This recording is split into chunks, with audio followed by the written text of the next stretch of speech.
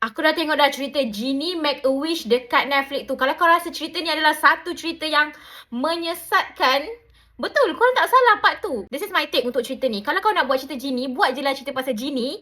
Genie!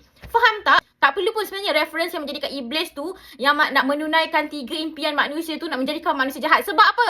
Memang janji iblis tu nak merosakkan manusia. Tak payah dengan janji-janji Genie yang ada 3 tu, tak payah. Kan kalau tak ada the first ever reference yang diorang nak letak tu, kalau kau buat je psikopat, manusia psikopat yang macam tak percaya dengan kebaikan semua tu, you can go through that. Some of the part aku rasa wow, it's actually quite interesting. Tapi bila aku tengok je part tu kan, yang tiba-tiba ada iblis dengan malaikat tu, aku jadi macam sekarang ni apa? Sekarang ni iblis tu berjanji nak rosakkan manusia yang baik supaya buat jahat, lepas tu nak bunuh. So dalam cerita ni dia dah macam menyampahnya. Kau faham tak? Menyampahnya tugas iblis tu. Perempuan tu pula, aku suka karakter dia sebenarnya. Seorang wanita psikopat yang pada kecil dijaga oleh orang kampung supaya dia tak buat benda-benda pembunuhan misteri ke apa ke, tapi jiwa psikopat dia tu sangat membara-bara. Kau faham tak? Sama ada lepas 3 permintaan dia jadi baik ke apa, I'm not sure. Aku tak tengok habis lagi. Tapi ada kasih cerita kau jangan percaya benda tu dan kau jangan terpesong, okay?